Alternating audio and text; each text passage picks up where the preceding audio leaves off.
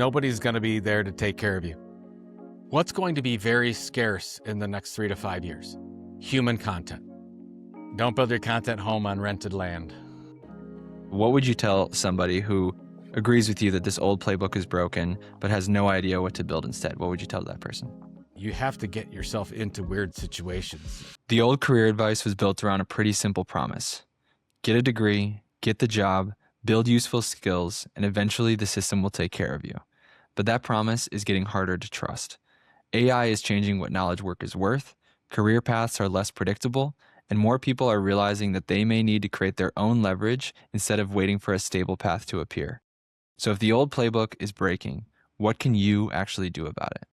So with that, I'm excited to be joined by Joe Pulizzi.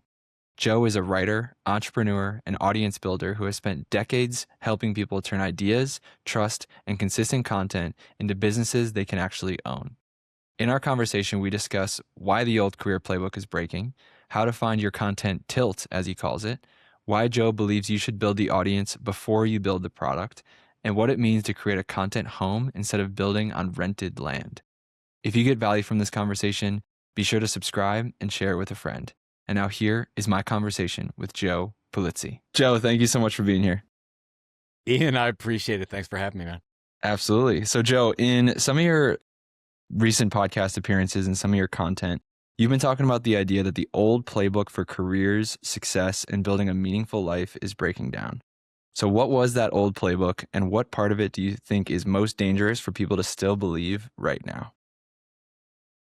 Well, I've been talking more about this, Ian, because my kids are in their early 20s, and I wanted them to hear something that I have to say, actually listen to me. So I started writing about this. But it's basically that nobody's going to be there to take care of you.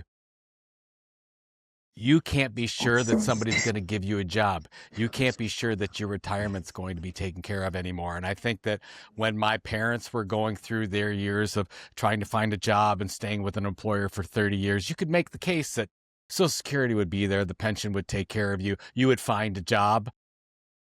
With everything that's going on, especially with AI, which we may or may not talk about, I think that we have to take everything into our own hands as much as possible. So I'm really just focusing on, if we want to do something special in our lives, we need to have the ability to make sure that that can happen.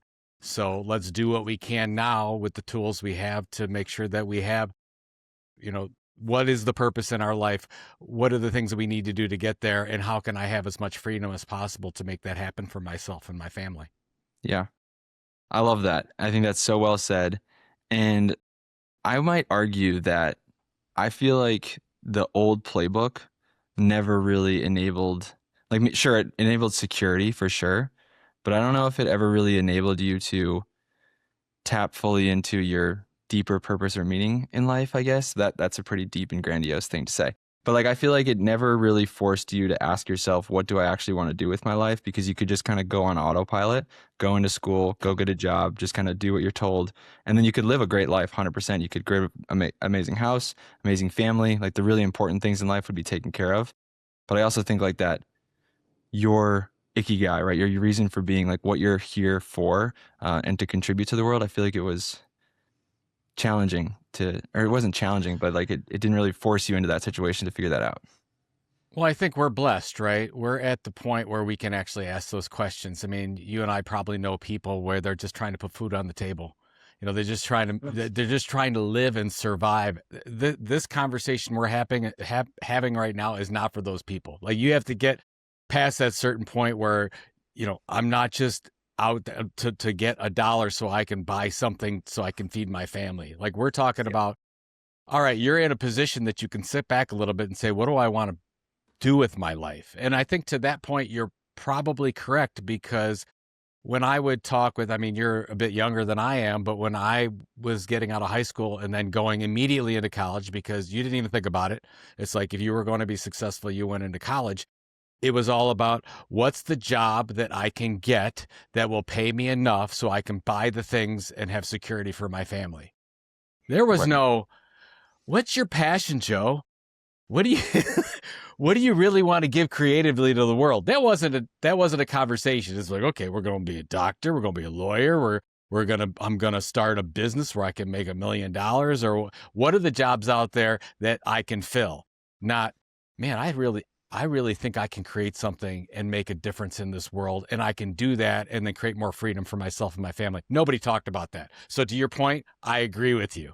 But what I love about the conversation, and maybe it's with the younger generation, whether that's Alpha or Z or even the younger millennials, they're actually starting to ask that question. It's like, there's a lot of horrible stuff that's going on. Of course, it always has. But a lot of stuff that's going on in and around our lives. We got one shot. As long as we're here, and as long as we get one shot, we might as well do something that is fun, that is additive to the world, that doesn't get us caught in this bog with what's going on with politics or news or anything. And that's what I love. And so, when I have a one-on-one conversation with an entrepreneur who's just starting, we're just getting each other excited, say, hey, you can do this. And right. I know it's kind of a pipe dream, but if you can believe in this thing, if you think it's that important and you want to do the work, because you always have to do the work. And if you don't just think that this thing's going to be served for you on a silver platter, you can change the world. And we're sort of in that blessed position to be able to say that, you and I. Right. Yeah. To your point, like, you have to do the work. Like, I definitely know that I'm pretty naive and, optimistic to a fault with a lot of things. So I agree that there's, a lot of people out there that just need to, like, that idea of like trying to figure out, like, what is your passion? Like, what do you actually want to work on? Like, what work do you want to contribute to the world? What problem do you want to solve? Is a blessing to be able to think about that. I think it's also important because you probably have a lot of people listening to this and say, well, what if you don't know your passion? What if you don't know what you can add to the world? I get into a lot of conversations, and the way, I talk about it in my new book, Burn the Playbook, a little bit, but basically you have to get yourself into weird situations. You have to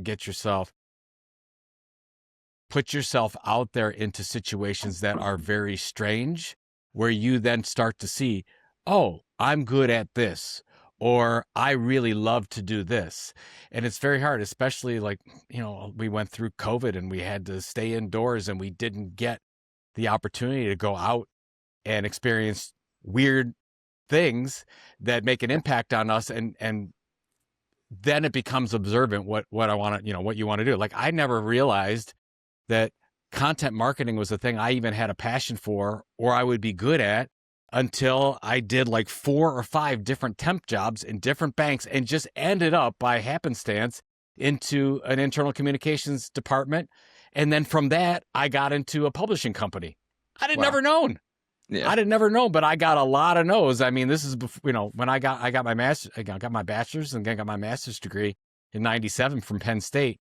I was overeducated, underexperienced. I sent out hundreds of applications, and nobody even wanted to look at me because they're like, you don't have any experience. You got a master's degree. I'm not going to pay you more because you have that. You don't have this experience. And I'm like, okay, what am I going to do? I luckily just took the recommendation of one of my friends. I just went out temping.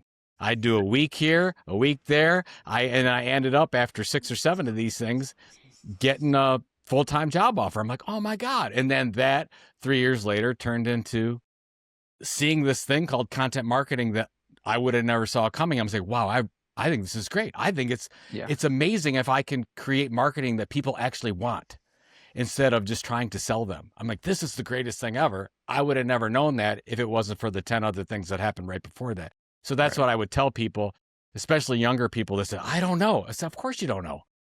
How would you know? You're not going to know sitting behind your phone or your computer or going to even start in college or whatever the case is. So any experiences that you can possibly have, just go. Just try it. Anything that you can actually get a no. Scott Galloway talks about this all the time. If you listen to Scott, he's like, absolutely. You want to get into so many opportunities where you can fail. Not that you want to fail, but you will. And get that. Ask for the sale, ask for the date, ask for the thing. And then you really start to learn about yourself. And I think that's when it presents the opportunities for you. Yeah. And that failure is just a part of the process of getting better at whatever it is that you're trying, right? So you, like Ellie Bozoglu, the previous guest that we had on, talked about how failure really is success, because every time you fail, you're just, as long as you're being intentional about it, you're going to be getting better every time. But yeah, that question of what is your passion? What do you want to do? kind of really it frustrated me for a long time, and I can't say that I confidently have an answer. But yeah, it really comes down to just Paul Graham writes about, he has an essay in his awesome essay series about how to do what you love. And in that essay, he talks about the fact that you just follow your interests, right? Just do a bunch of experiments, just follow what you're interested in, put yourself in as many situations as you can, meet as many people as you can. And I love what you added there, what you supplemented that idea with, which just put yourself in situations where you can get a no, right? Like kind of, and what that requires, the way that I interpret that is you have to like put yourself out there and you have to make an ask, right? You have to force yourself to make an ask, which is something that took me, it's still something that I'm working on, is just getting better at making the ask in whatever situation, right? Asking for what I want, asking for what I'm looking for. And you'd be surprised at how many doors open up when you do that. And it is much tougher for your age group than for mine. Absolutely. I mean, because that's all we that's all we did. Like we were just thrown out there. We didn't have a phone. We didn't have internet. We didn't have we had to go out there. I mean, my first like 3 jobs were sales jobs. So you get used to a lot of no's. And then after a while, you're like, okay, well, that makes sense. And I like this and I don't want it. And I never want to sell this over the phone again. And then, but you get a little bit of more thick skin and you realize, oh my God, I got 18 no's today, but I'm still here. It didn't really hurt me at all. Well, here's what I learned and here's what I'll take with me the next day. And then you do that for like 30 days in a row. You get really good at a few things, especially taking rejection and not worrying about it. I mean, the most successful people in the world, they probably have taken the most rejection. You just don't see that. They're just beyond that point. Right. And the important thing about putting yourself out there and trying a bunch of different things is you really only are able to, I guess it's a feeling, right? Like you feel like, okay, I love doing that thing. You kind of intuitively know. But once you give yourself enough experiences, then you can reflect on those experiences and do some deeper thinking about, okay, which of those things that I actually like, which of those things that I not like.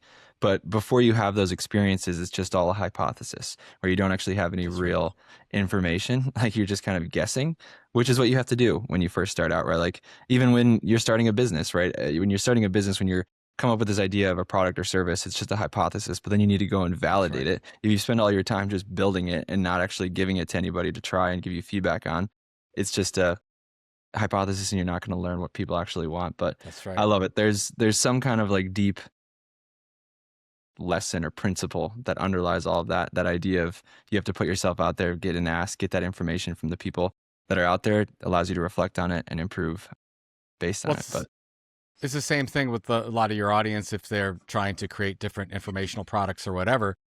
In my experience, I've worked with hundreds of content entrepreneurs in this area, and rarely, if ever, the first one is the thing. It almost never is.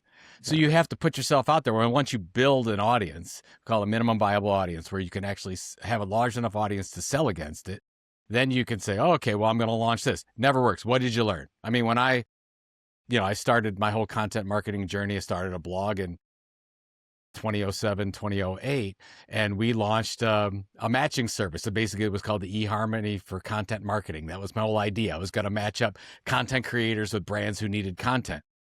It was a disaster.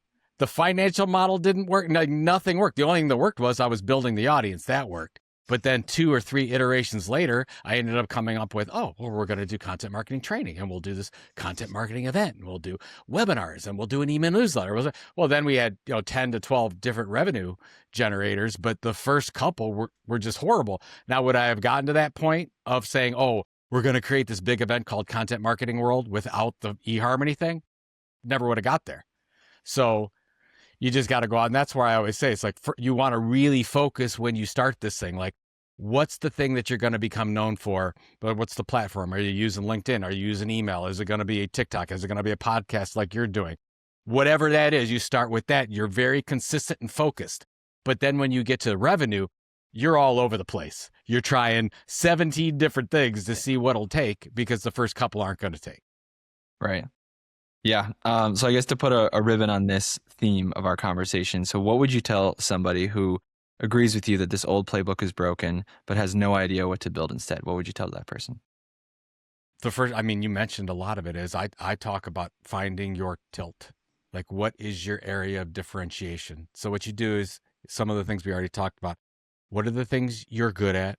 and what are the things that you're interested in, or you know more than some people out there. Like, I know a lot about baseball memorabilia, Billy Joel, and publishing. Like, I can list all the things. And what am I good at? I'm good at public speaking and writing. And you start to sort of figure out, okay, what is my differentiation area to who?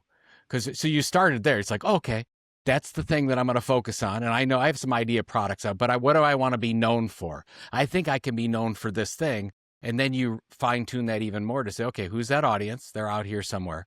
What are their needs? What are their pain points? What keeps them up at night? And the combination of all that we just talked about, you find your tilt, your differentiation. That's the thing that if you talk about it on a regular basis, using that one platform, you're going to rise above all the other content crap out there. That's the thing. That's the thing that you're seeing. I mean, if you look at any content entrepreneur, content creator out there, that's what they've done. That's what Mr. Beast has done. That's what Joe Rogan's done. That's what Megyn Kelly's done. You can go across the aisle all over you. They've all found their more than a niche, what I would call that tilt, that differentiation. I try to get everyone, whether they're going to college, whether they're just out of high school, whether they're looking for a second career, I said, this is what you need, especially in this age of AI. You need to be identifiable. You need to be recognizable. I mean, when a Red Hot Chili Peppers song comes on and I hear the first few notes, whether if it's a new song of theirs, I know it's them. They have a very distinct sound. Billy Joel, same thing, very distinct sound. When I'm reading a Seth Godin blog, I can tell it's him right away. That's the thing. That's that differentiation to that audience about the thing you want to be known for, and you say it a certain way. You find the story that needs to be told in only a way that you can tell it. Like if you can find that, and everyone has it in our own weird and strange way, and that's what I try to talk to people about that are at the point that you're like, where exactly is my passion, whatever. So you have to do the process, and you don't really have it right away. So make the list, and really think about it, because sometimes you've never done it. Like I know a lot of people that I've worked with, they've just never done the exercise of, well, what do you know more than most people? I don't know. I never thought about it. Well, let's think about it. It's like, well, what do you really like to do? Well, I like to do this. My hobby. So I'm like, what do you really like to do? Like, what's the thing that you'll do you're not getting paid for, that you'll stay up all night, that you'll listen to all the podcasts, that you'll do the thing? And then they know, like, oh yeah, this. Great. Let's put that down. See, and you work on that. And this is like a couple week to a couple month process. And you kind of, and then you're like, okay, now I got it. I got the feeling. And then you write, okay, well, if you were a media company, write your mission statement. Like, I'm going to create consistent podcasts. I'm going to do it every Friday. I'm going to do it on the evolution of content marketing for enterprise marketers and enterprise marketers that are trying to justify spend within the organization. So you can get very specific with I'm just making all this up. But you can get the idea of, you basically create an editorial mission statement like any media company would. And then everything else revolves from there. It's like, okay, now I know what I'm saying on my LinkedIn page. Now I know what I'm communicating in my Facebook and TikTok and on X or whatever the case is. And then what's going to be your home? That's the most important decision. Is it going to be an email newsletter? Is it going to be a blog? Is it going to be TikTok? Is it going to be YouTube? Whatever the case is. And then you go to work. And the reason why, in a lot of cases, these things don't work, Ian, is because, first of all, they haven't defined it enough. They really didn't find a content tilt that makes sense for them, or they didn't really put the work into, this is really what they want to do. And the second thing is, they don't focus on that one thing and consistently delivering over time. I see so many content entrepreneurs go out there, they think, oh, so what I'm going to do, I'm going to talk about financial advice for kids just getting out of high school. Okay. And then I'm going to do, here's what I'm going to do on X, and here's what I'm going to do on YouTube, and I'm going to do this podcast, and I'm going to do the email, and they're going to be jack of all trades, master of none, and it fails every time. And I'm like, you can't be great at all these things. Take Jimmy Donaldson's advice, Mr. Beast. What did he do? He went all in on YouTube. And I mean all in, like everybody else, since he was, 13 years old or whatever. And it took him 4 years just to get the 30,000 subscribers. It's like, he just focused on understanding that platform. Yeah. So that's the kind of thing we got to do. And it generally takes 18 to 24 months, sometimes longer. And I would like to shorten that time period, and maybe some of the tools out there help you do that. But it does take time to build trust. And that's ultimately We're talking to an audience. We want to Yep. build an audience that knows, likes, and trusts us. And if we do that, then we can start to sell our suite of products and fulfill that meeting and then have that freedom that we want. Yeah. Well said. Well said. I'm glad I asked that question. There's so many little underlines that I want to go back through and do. Sure. I think the first one that I'll start with is, I don't remember where I heard Mr. B say it, but he talked about this idea that, like, I think patience is a big thing. Like, you ended with 18 to 24 months is typically what it's going to take. And there's a lot of reasons for that. And Mr. Beast talks about the fact that he encourages you, if you want to be a creator, if you want to become a content marketer, content entrepreneur, as you call it, he encourages you to just make 100 videos. Just promise, like, commit to making 100 videos. You're going to make 100 videos, 100 whatever newsletters, 100 things. Commit to making 100. And you're not going to worry about how many views, how many likes, whatever you're going to get on those 100. All you're going to focus on is making one thing better every single iteration. Get better intentionally at one thing, like make one part better. Like, obviously his was YouTube. So he talked about, all right, this next video, all I'm going to focus on is just making the hook, the introduction better. Okay, the next video, all I'm going to focus on is speaking with more energy and enthusiasm. Or, okay, the next video I'm going to focus on, let's try making the thumbnail better in this thing. Just commit to making one thing better in each iteration that you're doing. And then another interesting idea that I would love to kind of talk about with you is, you encourage people to start by doing that initial reflection, right? Identifying what are you interested in, what are you better at than most people, right? You're really looking for, like, what problem can you help people solve, which is really interesting, because I haven't thought about the idea of becoming a content entrepreneur much like starting a traditional business, right? Because that's the same process of starting a business. Like, to identify the service or product that you can build, you first start by identifying a problem that you can solve, or that you can create a product that can solve for somebody. So it's interesting that your content is the same way, which makes sense. I haven't put those two pieces together. It's like, what information, expertise do you have that you could help people solve through the content that you're going to share? And then what platform or what channel are you going to start with? And that focus, I think, is really important, because for me, when I came out the gates, I was like, I'm going to do Instagram, TikTok, YouTube. I'm going to do the podcast. I'm going to do news. And it was just like, I did none of it. I just did nothing, because there was just like way too much. So I just didn't even get started. So make it easy on yourself to get started and stay consistent by just committing to one channel. And then you're also, like you said, you're going to be a jack of all trades, master of none if you try and do a shotgun approach and do everything all at once. Like, you need to actually get good at something. And that means sucking at it for a while. So you're going to suck at whatever one thing you choose for a bit, but then you just need to intentionally get better. But then the other point that I would love for you to explore a little bit more. So you talked about, you're going to do this internal reflection, and you're going to have this hypothesis, and then you're going to take this out. Then once you start putting stuff out there, you're going to learn more about your audience, right? You're going to learn more about the people in your audience, the people that you're speaking to. And I would imagine that you would encourage people to actually have conversations with the people that you're trying to communicate with, to learn more about them, learn more about what they actually want, what questions they're asking. And I'm sure there's tools that are out there that you could do some research to identify what these people in your audience are searching, what they're asking for, kind of what they're looking for, the problems that they have. And then once you learn more about your audience, you just focus on speaking to them and like answering the questions that they have and helping them solve the problems that they have. So obviously, when you first start, when you have this hypothesis, you're going to have an initial idea of who this person that you're speaking to is, the problems that they have, what you're talking to them about. But how do you approach the idea of, learning more about your audience to provide more value to them? Like, how do you approach that? It's so funny. It's so ingrained in me to do this, because when I first started in sales, we were forced to do reader calls. So I sold magazine advertising back in the day. And our sales manager basically said, you have to call 5 readers every week and talk to them and ask them, like, what are their buying specifying decisions? How do they make those decisions? What are they really struggling with? Like those. And when I went into a sales call, I did better than everyone else, because I had that information. I could tell that possible advertiser, exactly what their audience was. Their audience and our audience was the same audience. It's like, what are they struggling with? What keeps them up at night? Whatever. And I went in there and said, well, I can help you do that. I can help you solve one of these problems. But because I knew that, I had a leg up on everyone else. And you're right. There's a lot of tools out there. You can figure out a lot with some of the persona driving tools that are out there. You can go through the whole process in Claude or ChatGPT or whatever you want to do and go, oh, here's my persona. Here's my buyer. Here's their needs. Am I right? Am I wrong? Whatever. You can do that. But you could also go to an event, go to a live event where they're at and talk to these people. You will learn more. And it's like, okay, well, what if I don't know anybody? So let's say you're going to somebody's presentation. So all you have to do, this is all you have to do. Go sit in the middle seat of something where there's going to be somebody to the right and to the left.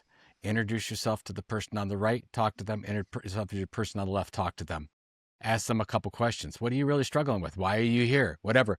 You will learn so much about what goes on. You'll come out of that with the kind of information that you can drive whatever your base is, and your base would be the newsletter or the podcast or the YouTube series or whatever that is. And I don't think enough people do that. I mean, when I started when I started Content Marketing Institute, let's say in 2010, I went to probably a dozen or 14 events a year. Some were local and some were international and some were whatever, that I could talk to these. And I had a better idea than most because I was out there talking to them. Now, could you do it online? Could you do it in different communities? You can absolutely do a lot of this. You just don't get put in the types of situations when you do in person and have that opportunity. The other thing is, when you go to in-person events, the people that are there, their number one reason for going is almost always networking, not education. They want to meet other people that are having the same challenges and issues as them. So you can start to build your little community, and that will actually help you, because if you're trying to start an informational product yourself, this is the people that you probably want to have buy this thing, right? Ultimately, or buy whatever you have to sell. Again, go through the process, like you said, where don't just launch the product. When I talk to entrepreneurs that they've got this, everyone's got a great idea for a product. I'm like, geez, that's the hardest way to go. The better way is to actually build the audience first and then launch the product, because you're actually creating your marketing first. Marketing is the hardest. Actually finding an audience to buy your thing is the hardest thing to do, not actually creating the product. It's finding the audience to buy it. So create the audience first, the way that you and I are talking about it. And then you could launch all kinds of products against it just to see. But having that distribution, and by the way, we're more and more talking about controlled distribution. These are things like email lists, membership groups, communities, things that are outside of social media where you don't have direct access to that audience. That audience could be turned off and on depending on YouTube's terms, Facebook's terms, whatever the case is. So that's what we're really focusing on. You can use all those social media platforms for discovery, but at the end of the day, you want to create assets, and assets is where you get that data, permission-based data, and that's kind of the goal of this whole thing working. Yeah, and I think you've called that in another podcast, like building a home instead of chasing the platforms, right? You're building your own owned audience instead of chasing the platforms. I love that. Don't build your content home on rented land. Right. Yes, that's gold. I love it. And I totally agree with your insight there about build the audience first and then the product or service, right? Because I would almost argue that building an audience, getting somebody to pay attention to you consistently and consume your content consistently, I almost feel like is going to be harder. Maybe it's not. I don't know. It might, because it's like the you're right. ecosystem is so polluted. It's like there's so much noise out there. But getting somebody to consistently tune into what you're creating, whether that's your newsletter, your podcast, your content on whatever platform, join a community, participate in a community. But that almost might be harder than like getting a couple people to say yes to a service that you might be able to provide them.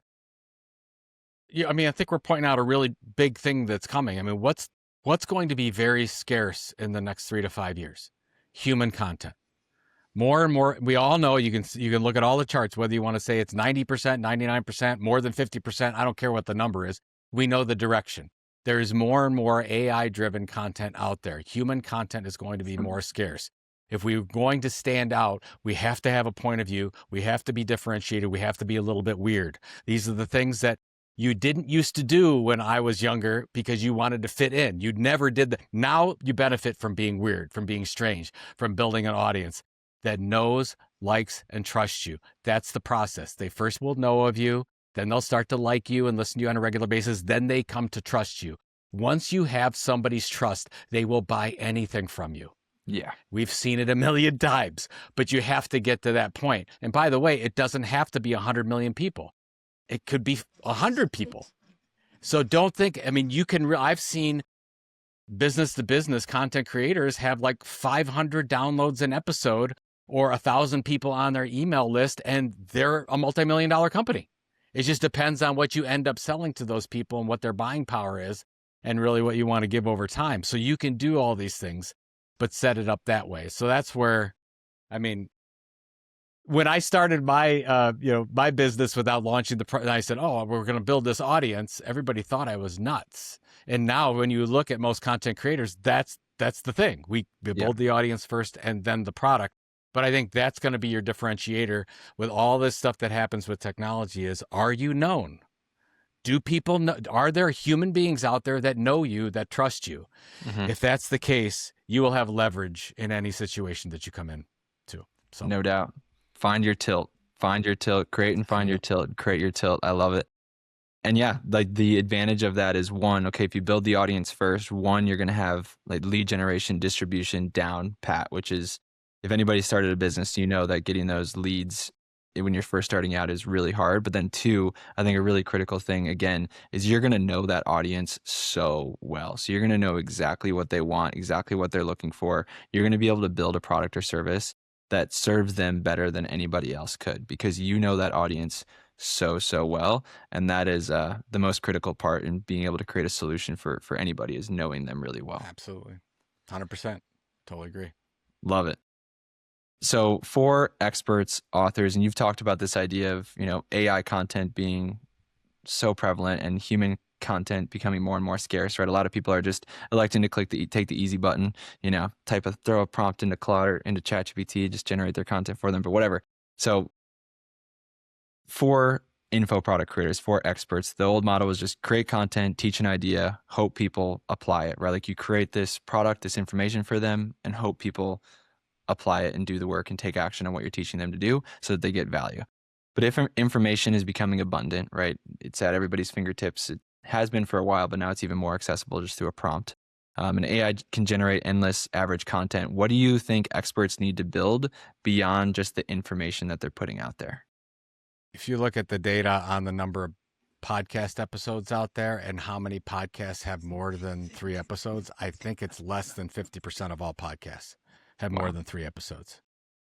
Most of this comes down to focus and repetition. I mean, we talked about the content tilt and all that stuff, but people aren't willing to do the work. They want, to your point, they don't have patience. They want this immediate gratification. This is like anything worthwhile. It's going to take some time to do this. So we have to make sure that not only our content is different, that we're saying this thing and for a long time consistently to these people. And then once we do that, then we get into the idea of diversification. So this is where a lot of people mess up, because they're like, oh, okay, well, now I'm just going to do the podcast. Or I'm just going to, Mr. Beast, we'll use him as an example. We'll go ahead. Started on YouTube.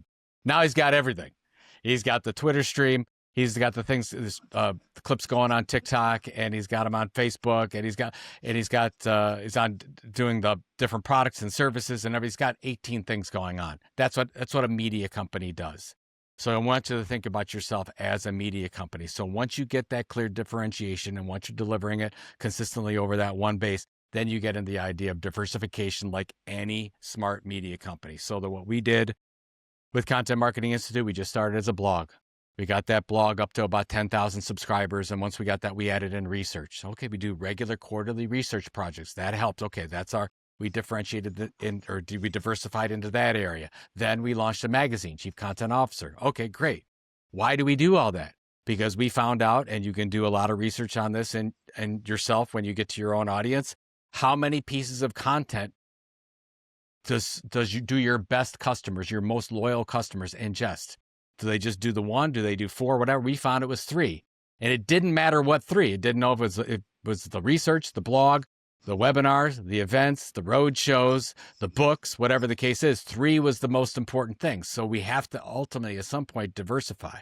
So get to that. So then you'll think, okay, well, I'm a content creator. What makes the most sense for me? Then you start looking at, should I do an event? Should I do a book? Should I have a community? Should I have a webinar series? What are those things that you can add to your portfolio? Because what you're doing is you're creating a portfolio of assets. Just like if you have a stock portfolio and you have 5 to 6 to 7 stocks or whatever the case is, you know, one is just one big bet.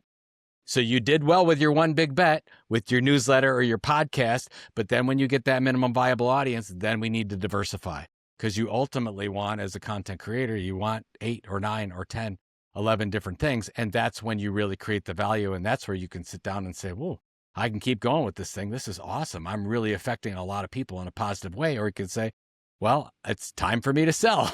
I'm going to package this asset up, and like, because my wife and I made the decision in 2016. We said, well, this event's doing really well. We would like to sell this thing because we want to do X, Y, and Z. So we ended up selling. So I mean, I've done this 3 times. I've created 3 different media entities and sold all 3 of them. And thankfully, I don't have one now. But you could do it. You could do this, and it's sort of predictable in the way that you do it. It's just that each one takes 18, 24, 32 months, you get it going, you build the thing, you diversify and go on. So that's where I would say, and my recommendation to listeners is if that's your plan, you can start planning for all that right now, put the work in, and you get to the point where you have a lot more options in what you want to do financially with your life. Absolutely. Yeah. So you create consistency and that minimum viable audience through focus. Just focus and making it easy on yourself by just having one path. And then once you build that minimum viable audience, then you start to expand and diversify into other platforms, other mediums of interaction with your audience. And then from there, you have all the options, right? Then you can start a product, then you can start a service, then you can, continue to scale everything up. And I think, in my opinion, you brought this up earlier, the content, the information is becoming a lot more accessible, but like obviously the people who are going to win are going to be the people who have their tilts, who have a unique angle, who have that human element to it, or like a unique take, right? It's not just all generic AI information. But then in addition to that, I think it's the people who focus on building an actual community and foster human to human connection, and building community is only going to become more and more important. And the community a lot of people want to go out and they want to say, I want to build a community, but a community comes after audience. You have to build the audience first, and the community sort of arises out of that. So a really good method to do is find your 20 people, reach out to them. What can I do for you today? Send them something, like build your own community, and like outside of the informational products you sell, but that you can go to. Like when I launched, let's say Content Inc., my book from 2nd edition in 2021, I was like, okay, who are my 50 people that first I want them to read this, second, that can help me spread this thing? Well, I've been working with those 50 people for years. I mean, that just, hey, they're like, Joe, whatever you need. And I'm the same thing with them. So that's what you need when you really go out there and you're like, okay, well, how do I market this thing? Or who can try this or whatever? You should have that group already built up. So that's the one that you've been into these communities online, or you go to events and meet these people and whatever, and then you put in the work. And a lot of people, I think, have not done that. They have some of these relationships online, but you don't have that list. So write that list down. Like, who are these 20 people or 30 people that you can count on, that count on you? Help them. First of all, don't ask for anything. Just help them. How can I help you get to your goals? And then they'll ask you the same question back, and it's a life changer. Absolutely. That was going to be the one big piece that I underlined in what you were saying there. We had Bob Berg on the podcast who wrote this amazing book called The Go-Giver. And it's just all about the idea. So once you have this list of people, oh my goodness, it's just Bob Berg. I've read that book multiple times. I love it. Phenomenal. Absolutely love it. I encourage you to go back, listen to that episode, Bob, and can get the book, The Go-Giver. It's amazing. It's just this whole philosophy of just every interaction, every relationship that you have with somebody, just approach it with the idea of how can I give value? Like what can I give to this person? How can I provide value? Not looking to get anything from anybody. And that's especially, you're going to find that's critical when you're starting out, right? Like that's how you build trust, right? Build an audience, is all you focus on is giving value and helping this other person. And then that never goes away, right? That never ends. Right. Your focus of just not looking at what you can get, but looking at how can I give to this person and provide value and help them solve a problem is how I love that. Something. See, and this is, you want to succeed on, let's say, LinkedIn, reach out to somebody and say, hey, Ian, I love your podcast. How can I help spread the message of your podcast? Or I've got this thing. I would love to promote it with my email newsletter. You're like, oh my God, I love this person. Like they're just going to help promote my stuff. Yeah. I mean, you know what's going on, but you're like, I'll take it. I'm growing my thing too. Like we all need a little bit of help. Like go reach out, do your work and reach out to 20 people. Your life will change. And it's not that hard to do. It's just not a lot of people do it. Right. It's because it's uncomfortable. You got to make an ask. You got to put yourself out there, set up to be rejected, turned down, but which does suck. It does suck for sure, but it's just a part of the process, and they're going to be the best But stories. the yeses are worth it. Oh my gosh. Even one yes will make the 20 no's worth it. Yeah. Woo. Yeah, there's nothing quite like it. I played sports my whole life, but getting a yes in business is there's nothing like that. It's the best. Joe, thank you so much for your time. I have one more question for you, but before we do that, how can people get in touch with you? So I'm at joepulizzi.com, Pulizzi.com. And I've got a newsletter you can sign up to there, but my number one thing is I'm giving away Burn the Playbook ebook for free. Go to joepulizzi.com and you'll see Burn the Playbook, my new book, and you can download the ebook for free and have at it.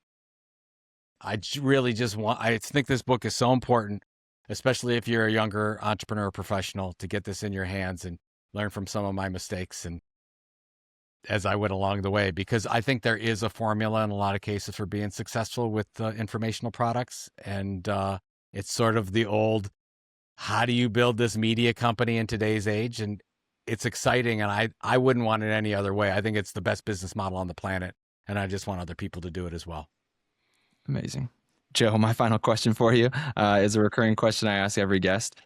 Joe, if you had a giant billboard that everyone in the world could see for 10 seconds, what would it say and why? If you asked me this a couple of days ago, I probably would have said something different, Ian. But I saw an interview with Tom Hanks recently, and he answered this question. I just love it. And his answer was throw deep. You only live once. Go for it. Whatever you do, just go. Don't listen to anyone else. Most people are wrong, or they're scared, or they don't understand the world in the way you understand it. Just do the thing, throw deep, and you'll be successful. After all those no's. You'll get a lot of no's on the way, but man, when you make it, it's going to be great. It's going to be an awesome journey. It's like we only get one shot at this thing.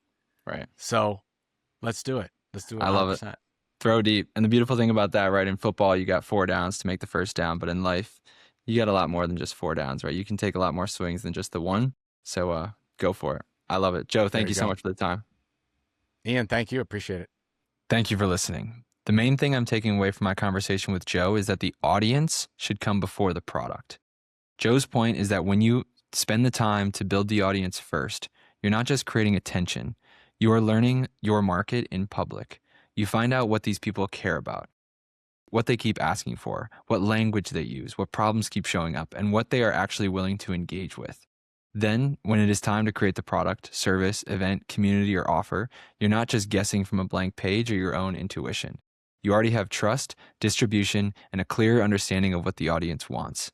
And for a founder, that is a much stronger starting point than building in private and hoping that the market cares later. And also, there's less friction to getting started, right? You can have no money and start to build an audience today. And then in doing so, you're going to learn a ton about this audience, and you'll be able to figure out what you can actually build or offer to them that'll be of value, which is going to be the foundation of your product or service. If you want to get connected with Joe Pulizzi, you can find his website, newsletter, and the link to his free ebook, Burn the Playbook, in the description of this episode. And if you run a coaching program, course, or mastermind, and your clients aren't completing the work, download the free Program Execution System Toolkit in the description. It shows you how to install what I call execution infrastructure so clients actually follow through and get results. Thank you for listening, and I'll see you in the next one.